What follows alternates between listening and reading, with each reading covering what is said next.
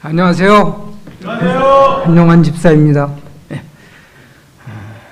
제가 작년 9월에 한번 이 자리에 섰었고요. 오늘 또 두 번째로 이런 영광된 시간을 갖게 해주신 하나님께 감사드립니다. 작년에 이제 처음 해보는 거라 준비를 진짜 몇 달에 걸쳐서 상당히 열심히 했습니다. 그런데도 불구하고 얼마나 내용이 부실했으면은 조시는 분들이 계시더라고요. 그래서 오늘은 나중에 피드백을 하면서 보니까 전달력이 많이 부족했더라고요, 제가.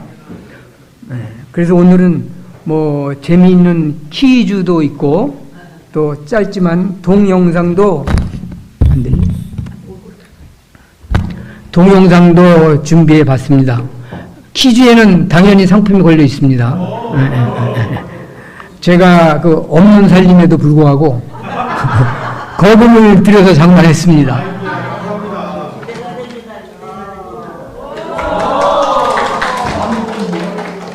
그럼 맞히셔야 기회가 되는 거예요. 못 맞히시면은 뭐.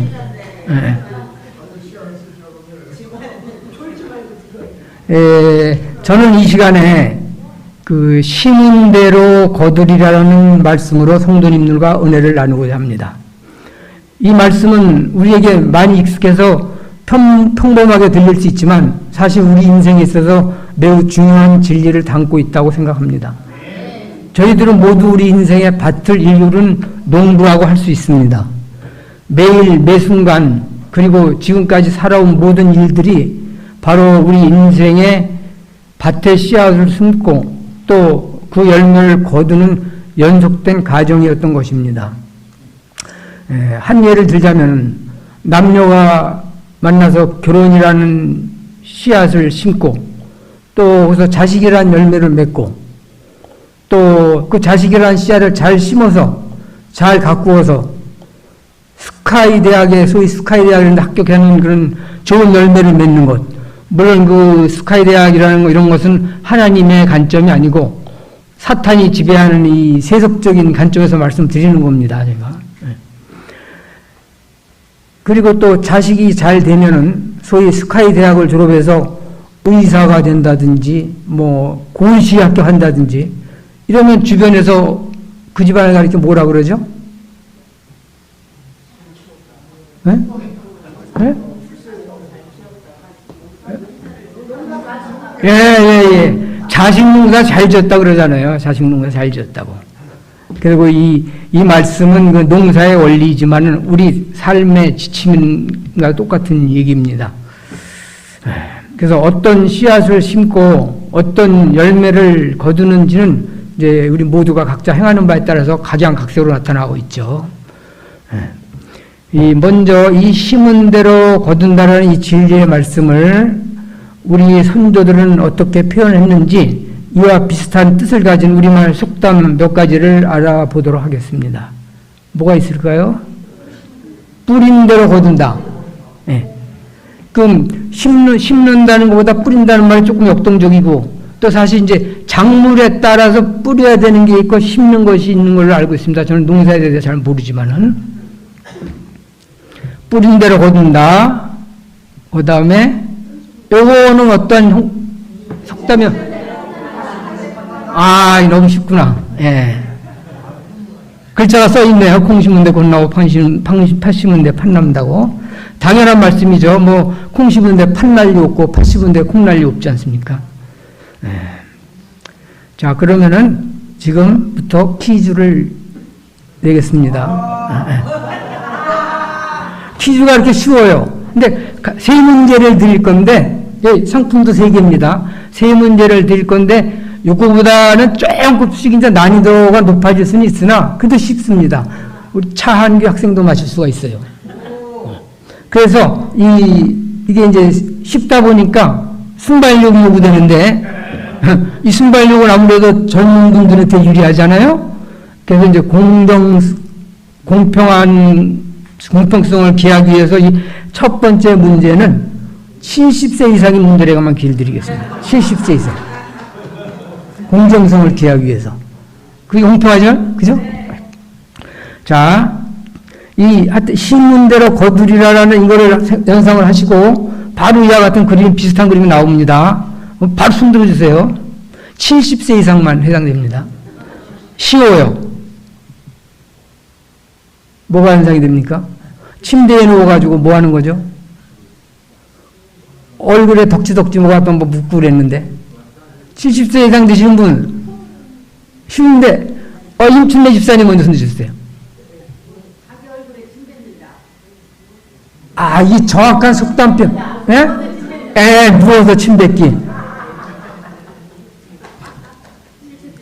예, 누워서 침 뱉기. 선물 드리겠습니다.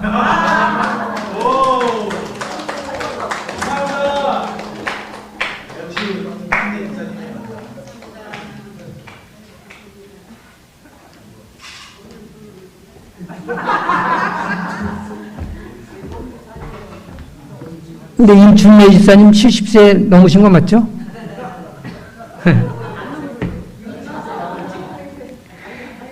자, 자, 두 번째 문제입니다. 두 번째 문제도 뭐 이와 같은 스타일입니다. 이건 차은규 학생도 손 들 수 있어요. 손 번쩍 들어. 오늘 맞춰야 돼.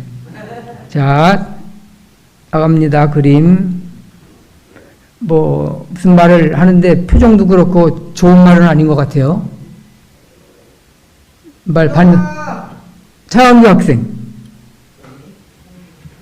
가는 말이 고와요. 오는 말이 똑똑하네. 가는 말이 고와야 오는 말이 없다. 아이고.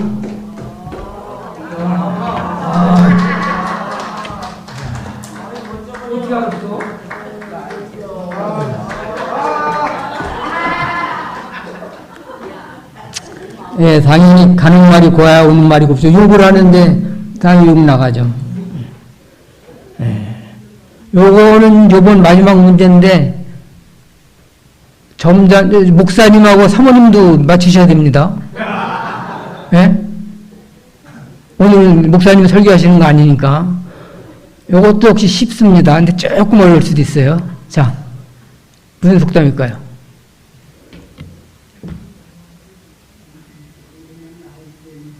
네?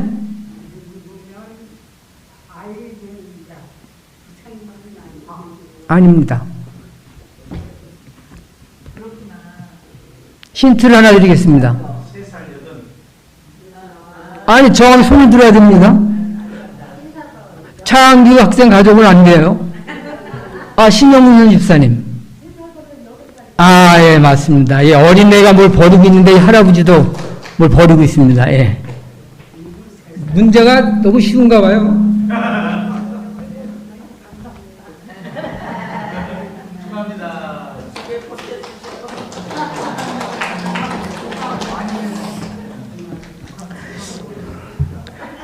예, 이 3살 버릇 여든까지 간다라는 이 말은 그 3세 지후 80이라고 19세기 초에 그 정량경이라는 사람이 지은 그 이감속찬이라는 책에서 처음 나온 말인데요.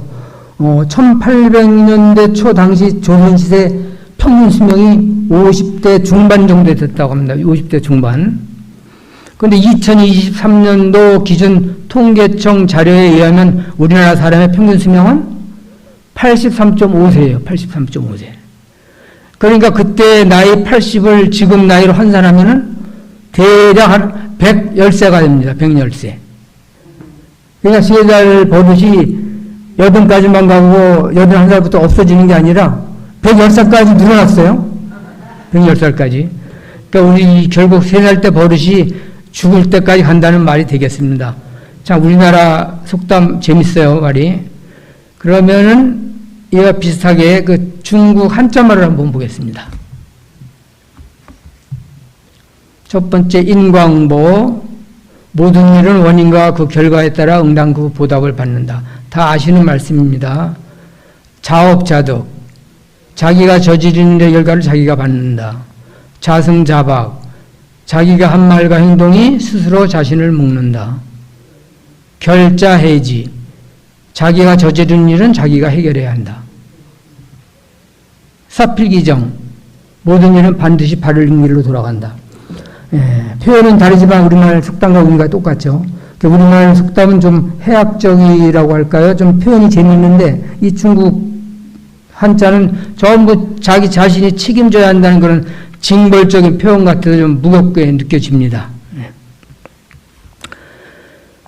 자, 이제 본론으로 들어가서 성경 말씀을 보겠습니다.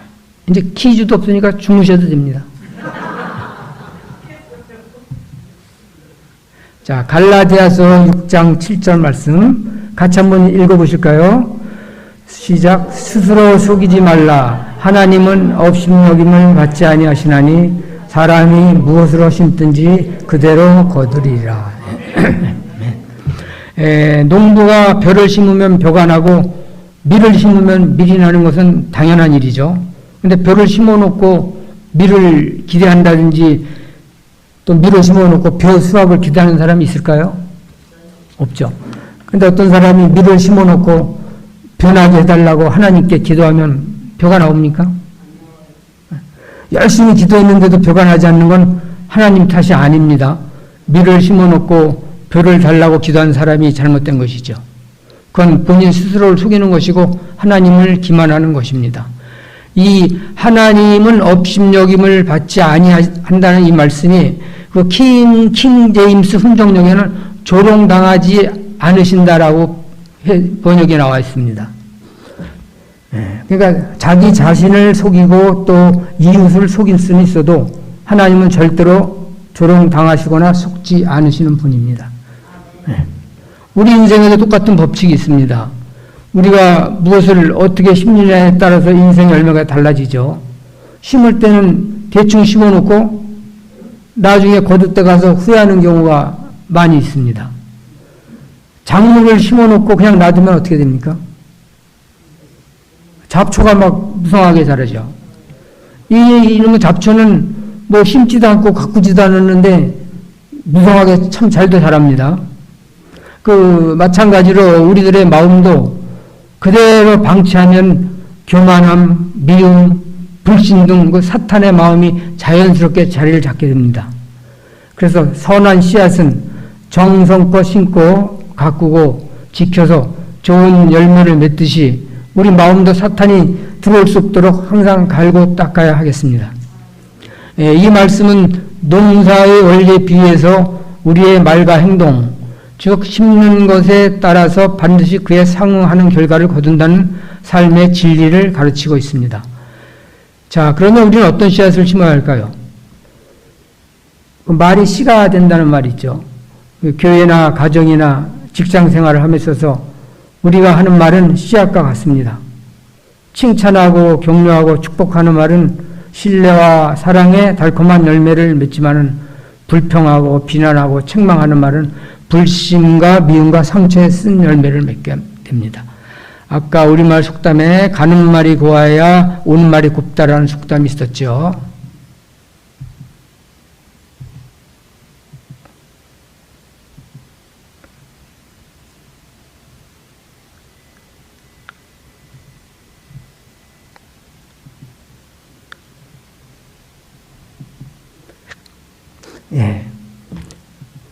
잠언 18장 21절 말씀입니다. 죽고 사는 것이 혀의 힘에 달렸나니 혀를 쓰기 좋아하는 자는 혀의 열매를 먹으리라. 이 혀가, 이 한치 혀가 한번 뱉으면 말이 씨가 돼가지고 무성한 열매를 맺을 수가 있습니다. 그러니까 가급적인 말을 안 하는 게 좋겠지만 말을 안 하고 살 수는 없으니까 좋은 말만 하실 수 있게 우리 마음을 항상 다스려야 된다고 생각이 됩니다. 우리가 이 남에게 한마디 좋은 말 하는 데는 뭐 돈 들어가나, 돈 안 들어가거든요. 돈 한 푼도 안 들어가고 좋은 말을 얼마든지 할 수가 있어요. 마음만 먹으면. 우리가 하는 행동 또한 그 열매를 맺는데 결정이 되는 중요한 씨앗이라고 할 수 있습니다. 그래서 우리 성도님들은 모두 말과 행동이 일치하는 그런 선한 씨앗을 심어서 믿음과 사랑의 열매를 맺기를 소망합니다. 자, 갈라디아서 6장 8절 말씀 같이 한번 읽어보겠습니다. 시작. 자기의 육체를 위하여 심는 자는 육체로부터 썩을 것을 거두고 성령을 위하여 심는 자는 성령으로부터 영생을 거두리라. 아멘. 자기의 육체를 위하여 심는 자란 자기 중심적이고 이기적인 삶을 사는 사람이죠. 육신의 정욕이나 세속적인 욕망을 위하여 사는 사람을 말합니다. 이러한 삶은 당장은 쾌락이나 만족을 얻을 수 있지만 그건 일시적인 것으로서 결국 썩어서 파멸과 죽음에 이르는 것입니다. 곧 하나님과의 단절을 의미하는 것이죠. 하지만 이 성령을 위하여 심는 자는 성령의 인도하심을 따르고 성령의 뜻대로 살아가는 삶을 의미합니다. 성령의 열매를 맺는 삶, 하나님 말씀에 순종하며 거룩함을 추구하는 삶을 말합니다.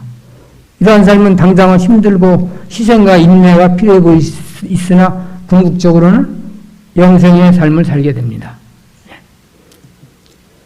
다음 9절로 한번 같이 읽어보겠습니다. 시작. 우리가 선을 행하되 낙심하지 말지니 포기하지 아니하면 때가 이름에 거두리라. 씨앗은 심는 즉시 열매를 주지 않습니다. 씨앗이 싹을 틔우고 열매를 맺기까지는 해충도 생기고 또 가뭄도 들고 여러 가지 물난리도 겪을 수 있습니다. 아무 일도 일어나지 않는 일은 거의 없죠. 그러나 농부는 포기하지 않고 수확의 때를 기다리며 물을 주고 잡초를 뽑으면서 이 태양과 비에 의지합니다. 마찬가지로 우리 영적인 삶도 우리의 선한 행위, 헌신, 기도도 마찬가지입니다. 그 열매가 당장 보이지 않는다고 해서 때로는 낙심하고 절망할 때도 있습니다. 하지만 성경은 우리에게 낙심하지 말고 때를 기다리라고 권면합니다. 우리가 선한 씨앗을 심었다면 하나님은 우리의 모든 수고를 기억하십니다. 응답이 때로는 더딜 수 있겠으나 하나님의 때가 되면 반드시 우리가 심은 대로 풍성한 열매를 주실 것입니다. 중요한 것은 포기하지 않고 때를 기다리며 꾸준히 심고 가꾸어야 한다는 것입니다. 하나님은 심은 대로 거두게 하시는 공의의 하나님이십니다. 동시에 성령을 위해서 심는 자에게 풍성한 열매를 주시는 은혜의 하나님이십니다. 저희들 모두 이 육체의 밭에서 벗어나서 성령의 밭에 씨를 심어야 하겠습니다. 포기하지 말고 계속 심으십시오. 하나님의 때에 기쁨과 감사로 단을 풍성하게 거두게 될 거라고 확신됩니다.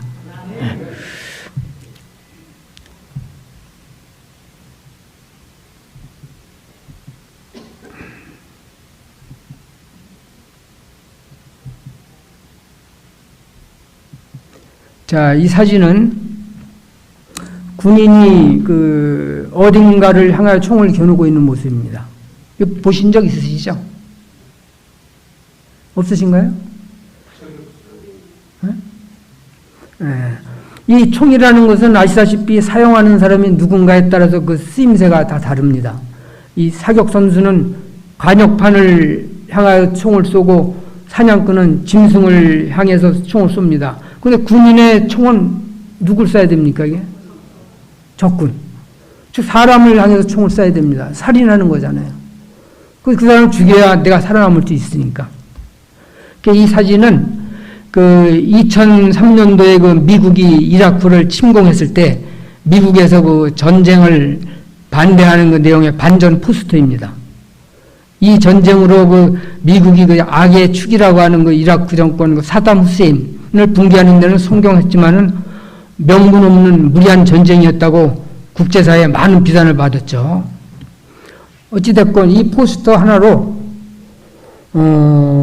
여기 보시면은 크게 보일 수 있겠네요. 영어가 보이죠, 이쪽 끝에 come surround, what goes surround, 돌아가는 건 돌아가는 건 무슨 뜻인지 잘 모르겠습니다. 하여튼 이 사진을 길가에 있는 전봇대 같은 데 붙였습니다. 어떻습니까, 이게?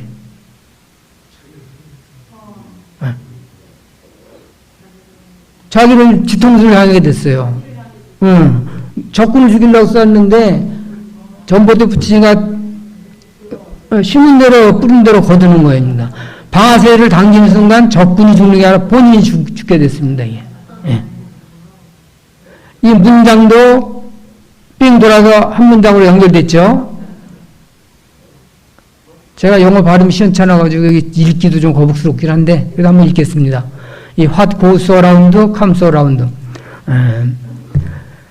이게 이제 그 직역을 하니까 해석이 안 돼서 한번 번역기에 한번 물어봤더니 번역기 역시 똑같이 그렇게 나왔어요. 돌아가는 것이 돌아온다라고. 그럴 뜻이 아닌 것 같아가지고 AI에게 한번 물어봤습니다. AI에게. 너무 똑똑하잖아요. 그랬더니 AI가 말하기를 바로 한국 속담, 뿌린 대로 거둔다. 자업자득이다. 예. 그게 나와 있어요. 그러니까 우리나라 이 파파고인가 그 네이버 그 번역기는 초등학교 1학년 수준도 안 되는 것 같아요. 예. 그 comes around 밑에 stop the Iraq war라고 써 있죠. 이라크 전쟁을 멈추라고. 예. 보이시나요? 예. 어찌됐든 이 반전 포스터 하나로 각종 국제 광고대회 상을 모두 휩쓸어가지고 세계적인 광고 작가가 된 사람이 있습니다. 바로 우리나라 사람 이재석이라는 사람이에요. 젊은 사람인데 매우 자랑스럽죠. 우리나라 사람입니다. 이재석. 이 사람 홈페이지에 들어가면 진짜 기상천외한 이런 비슷한 작품들 상당히 많이 있어요.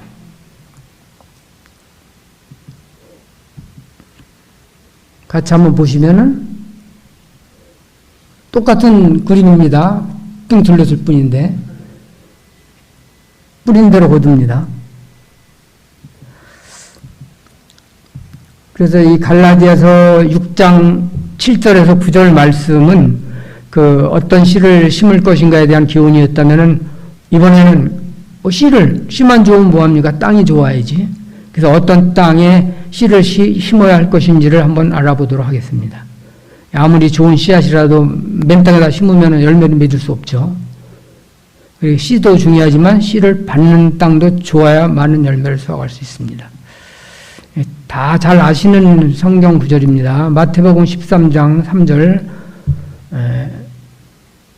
쭉 한 번씩 읽어보십시오. 3장 씨를 뿌리는 자가 뿌리러 나가서 뿌릴새 더러는 길가에 떨어짐에 새들이 와서 먹어버렸고 더러는 흙이 얕은 돌밭에 떨어짐에 흙이 깊지 아니하므로 곧 싹시 나오나 해가 돋은 위에 타서 뿌리가 없으므로 말랐고 더러는 가시딸기 위에 떨어짐에 가시가 자라서 기운을 막았고 더러는 좋은 땅에 떨어짐에 어떤 것은 100배 어떤 것은 60배 어떤 것은 30배의 결실을 하였느니라. 이 씨앗은 하나님의 말씀이죠. 이 씨를 뿌리는 자는 하나님의 말씀을 뿌리는 농부, 즉 예수님이십니다. 이 씨가 뿌려진 땅은 하나님의 말씀을 받아들이는 이런 저희들 같은 사람을 의미합니다. 마음의 밭, 씨를 받아들이는 사람을 의미하는데 이 씨를 뿌리는 사람은 한 종류의 똑같은 씨를 뿌리는 것이지 이 땅에는 이걸 뿌리고 저 땅엔 우량종을 품고 나쁜 걸 뿌리지 않습니다. 하나님은 복음을 이방인이나 장애인이나 문병 환자나 구분 없이 다 복음을 전하십니다. 근데 그거를 어떻게 받아들여지느냐에 따라서 하나님의 말씀이 복음이 되고 그냥 스쳐 지나가는 말이 될 수가 있죠. 그래서 제 생각에는 이게 성경들은 씨의 비유라고 나와 있는데 씨의 비유라기보다는 밭이나 땅의 비유라고 그러는 것이 더 적절하다고 생각이 됩니다. 우리가 보통 농사를 지을 때 씨를 먼저 뿌립니까? 아니면 밭을 갈고 씨를 뿌리나요? 그렇죠. 우리 나라를 비롯한 대부분의 나라에서는 밭을 먼저 갈아서 부드럽게 만든 후에 씨앗을 뿌립니다. 그런데 이 팔레스타인 지역을 포함한 지중해 연안 국가는 반대입니다. 씨를 먼저 뿌리고 밭을 나중에 뒤집는다고 합니다.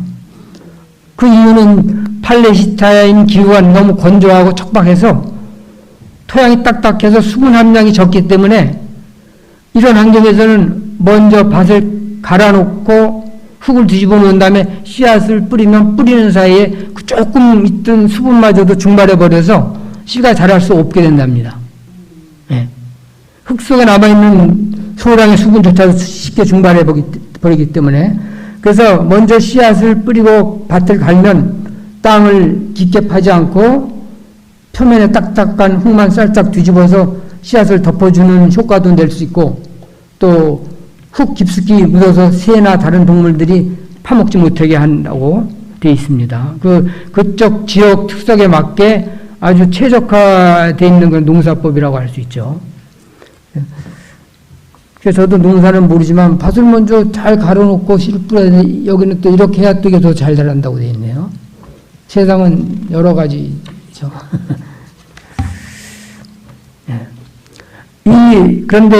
그러면 이 씨앗이 떨어진 땅이 몇 가지입니까? 길가, 돌밭, 가시떨기, 좋은 땅, 네 가지죠. 이 씨앗이 떨어진 네 가지 땅이 각각 무엇을 의미하는지 한번 알아보겠습니다. 바로 이 말씀은 마태복음 13장 19절에서 23절에 바로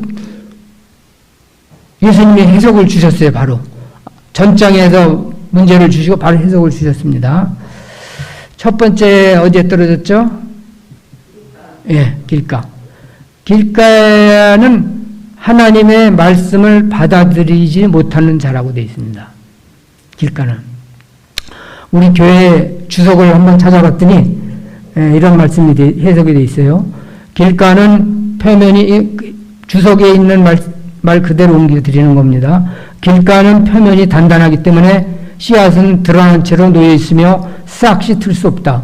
길가 사람들은 복음에 대한 필요성도 모르고 진리도 아무런 의미도 주지 못하며 깨닫지도 못하는 마이 동풍이다. 되어 있어요.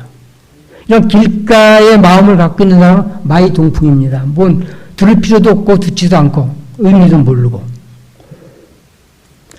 근데 길가에 뿌려진 씨는 어떻게 됐습니까? 예. 요 새가 낼름 집어먹어버렸죠. 새가. 이 새를, 이 씨의 비유는 마태복음, 마가복음, 누가복음에서 공동이 나와 있는 이야기인데요. 마태복음에서는 씨를 악한 자라고 표현되어 있어요. 마가복음은 사탄이라고 표기되어 있고, 누가복음은 마귀라고 되어 있고, 어찌됐건 간에 사탄이라는 뜻인데, 말은 이렇게 틀리게 표현이 되어 있습니다. 이 씨가, 이 새가, 잠깐 깨닫지 못하는 틈을 타서, 마음속에 잠시 머물렀던 말씀만 사탄이 뺏어갔다는 그런 얘기입니다, 이게. 두 번째는, 어디에 떨어졌습니까? 돌밭. 예. 돌밭은 표면에 이 말씀을 듣고 받아들였으나 믿음이 약해서 환난이나 박해를 당하면 금방 넘어지는 자. 이 돌밭은 표면에 흙은 있지만 그 아래에 단단한 돌이 있어서 뿌리가 깊이 내리지 못하는 상황이죠. 이 사람은 말씀을 들을 때 그냥 좋은 말이니까 즉시 받아들입니다. 하지만 이는 뿌리가 깊지 않은 상태에서 오는 일시적인 그 반응에 가깝기 때문에 환난이나 이런 박해가 닥쳤을 때에는 믿음이 흔들리고 넘어지게 됩니다. 이는 믿음이 시험받는 상황을 견디지 못하고 포기하는 사람을 비유합니다. 세 번째는 어디에 떨어졌죠? 예, 가시떨기에 떨어졌습니다. 이런 사람은 말씀을 듣고 받아들였으나 세상의 염려와 재물의 유혹 때문에 결실하지 못하는 자라고 되어 있습니다. 전부 성경 말씀에 나와 있는 말씀입니다. 씨앗이 가시떨기에도 자라긴 하지만은 주변에 가시덤불이 햇빛과 영양분을 갈아먹어서 제대로 성장하지 못하고 시들어버린 상황이죠. 이 사람은 말씀을 듣고 어느 정도 이해하지만은 생활의 걱정이나 미래에 대한 불안 등 이런 온갖 안 해도 되는 세상의 염려, 또 돈과 성공에 대한 욕심, 이런 재물의 유혹들이 성장을 방해합니다. 결국 말씀이 그 사람의 삶에서 우선순위가 되지 못하고 말씀이 맺어야 할 결실을 맺지 못하게 됩니다. 마지막 네 번째는 좋은 땅.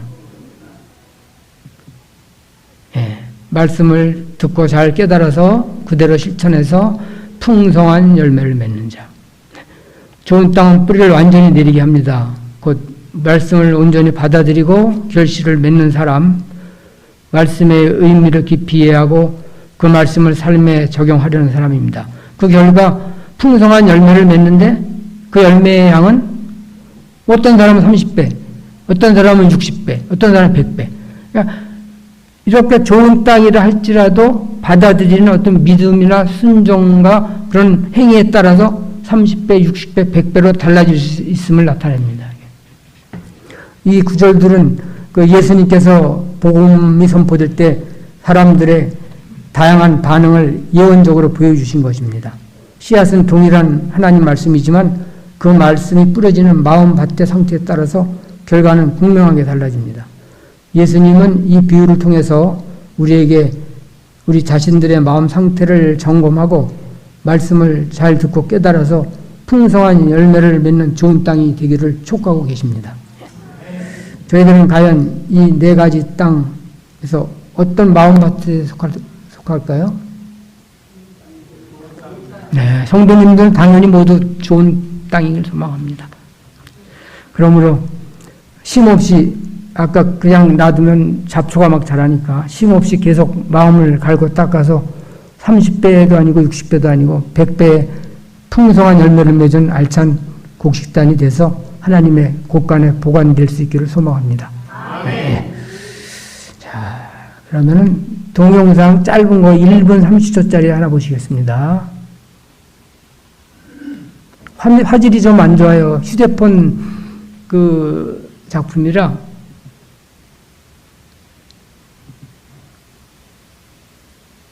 왜 안 가죠? 소리가 안 나는데.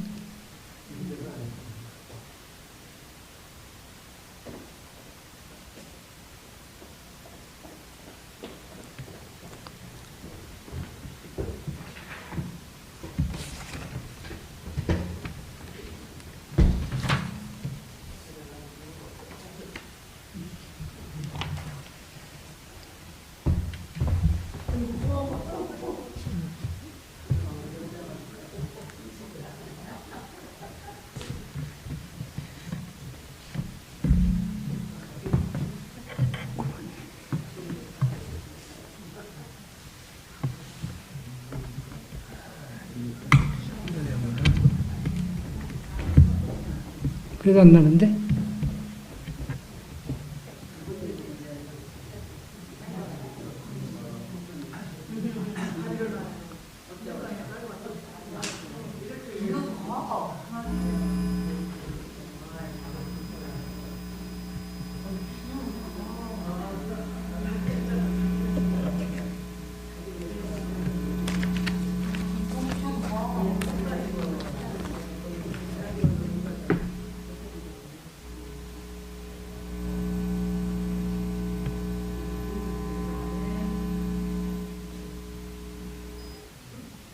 소리가 안 나서 이거 별로 효과가.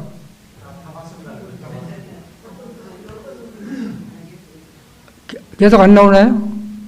다시 볼 필요 없으시겠죠, 그러면? 네. 그래서 이게 음악이 나와야 되는데? 아니, 이따 저 복음 성가도 또 들어야 되거든요? 어쨌든 이 동영상을 제가 접한 지가 한 10년 가까이 되는데요.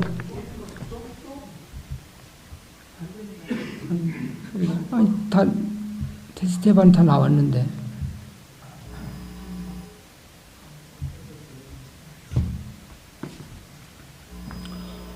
짧지만 이 강렬한 메시지를 담고 있어서 제 삶의 철학으로 삼고 있습니다. 가끔 이제 이 영상을 보는데요. 보면서 지난 삶을 돌아보면은 제 자신도 현실에만 국급해서 뒤에 숲을 보지 못하고 나무만 보고 바삐 살아온 그 잘못된 인생이라는 깨닫게 됩니다.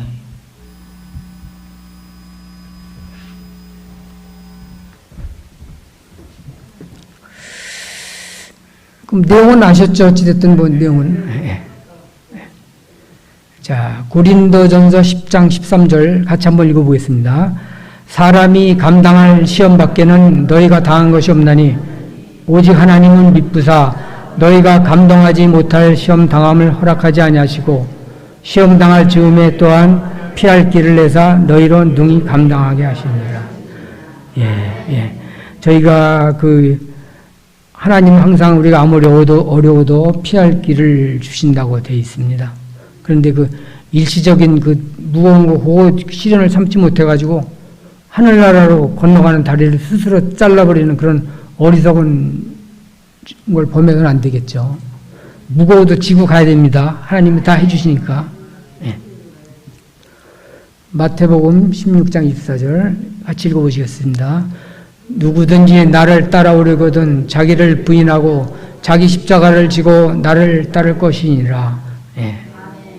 저희들 모든 걸 내려놓고 각자의 십자가를 지고 예수님 다시 오시는 날 예수님 따라서 하늘문으로 들어갈 수 있기를 소망합니다. 행한 대로 갚으리라. 주의 말씀 기억하라. 심은 대로 거두리라. 악보란 게 안 맞는 거 들으시고 갑니다. 나는 오늘 너를 위해 무슨 씨를 심었느냐. 좋은 씨를 1절은 들으시고 2절은 따라 부르시겠습니다. 심었느냐. 나쁜 씨를 심었느냐. 내가 심은 씨앗대로 너는 거둘 것이니라. 하나님이 다스리는 그 원리를 기억하라. 심은 대로 거두리라. 행한 대로 갚으리라. 주의 말씀 기억하라. 심은 대로 거두리라. 2절은 같이 불러주세요. 쉬우니까.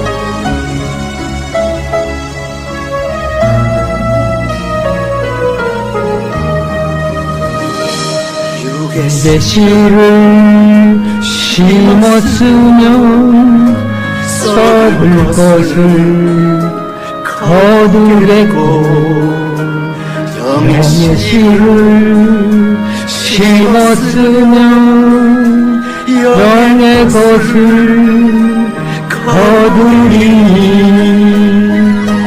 육의 것은 사망이요 영의 것은 생명이라.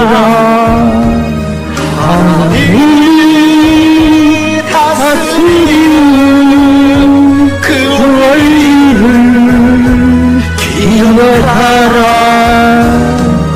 심은 대로 거두리라. 행한 대로 갚으리라.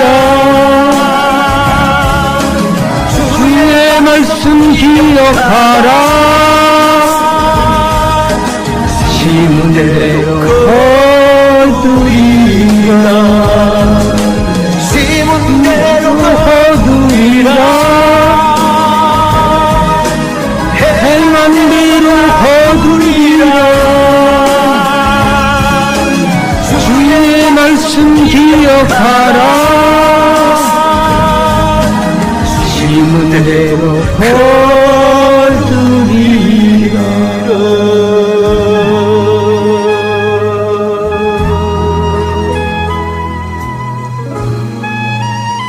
자, 기도 드리겠습니다. 하늘에 계신 우리 아버지시여, 저희들의 마음밭을 좋은 땅으로 만들어 주시옵소서.